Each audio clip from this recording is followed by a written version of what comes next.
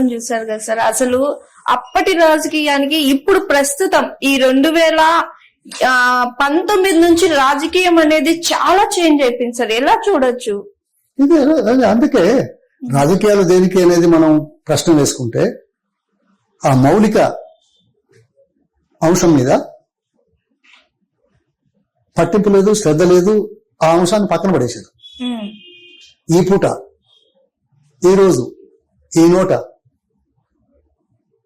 చెప్పగలిగేది చెప్పి ప్రజలను ఆకర్షించి ఓట్లు దండుకొని తర్వాత ఇస్తారు. అది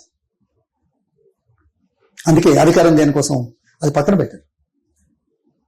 ఇంకా చూడండి, ఇవాళ మీకు మాట చెప్తాను. ఇది రాజకీయ విమర్శలు అనుకోవచ్చు ఎవరైనా.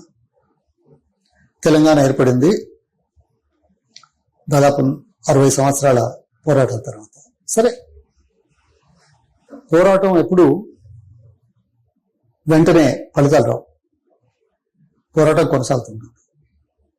స్వాతంత్రం 200 సంవత్సరాల చరిత్ర ఉంది. స్వాతంత్రం కావాలని మొదటి రోజు అన్నప్పుడు ఎవరైనా విభేదించే వాళ్ళు ఉంటారా? కానీ కాకపోతే సహకరించే వాళ్ళు ఉంటారు. ఆలోచనకు విభేదించే వాళ్ళు ఉండరు, కానీ సహకరించకపోవచ్చు.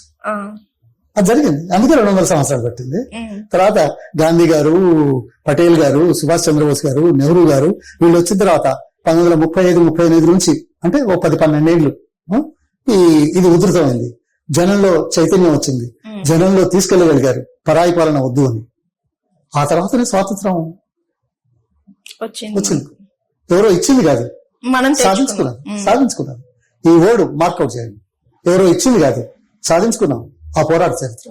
అట్లాగే 60 సంవత్సరాల తెలంగాణ ఆకాంక్ష కేసీఆర్ గారు వచ్చిన తర్వాత ఇద్దరే పార్లమెంట్ మెంబర్లు 543లో, ఒక్క ఓటు 2 రాష్ట్రాలన్న పార్టీలు అవకాశం వచ్చి మిగతా రాష్ట్రాలు ఉత్తర భారతంలో 3 రాష్ట్రాలు ఏర్పరిచినా తెలంగాణ ఏర్పరచలేని పరిస్థితి ఉన్న నేపథ్యంలో నేను కాదట్లేదు. రాజకీయ ఒత్తిళ్లు ఉన్న నేపథ్యంలో కేసీఆర్ గారి పోరాటం ప్రజల్లోకి వెళ్ళింది. రాజకీయ పార్టీలను ఒప్పించే స్థాయికి చేరింది. ఇక గత్యంతరం లేదు అనే స్థాయికి తీసుకొచ్చిన చరిత్ర కేసీఆర్ గారి. అందుకే పార్లమెంట్ లో బిల్ పెట్టి పాస్ చేయాల్సి వచ్చింది.